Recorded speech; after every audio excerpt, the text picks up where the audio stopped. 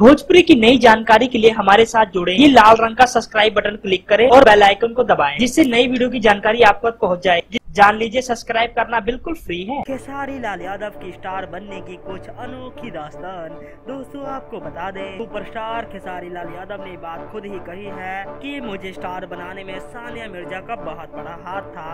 उन्होंने कहा, मैंने एक गाना गाया जिस गाने का नाम था सानिया मिर्जा दूल्हा खुद ले।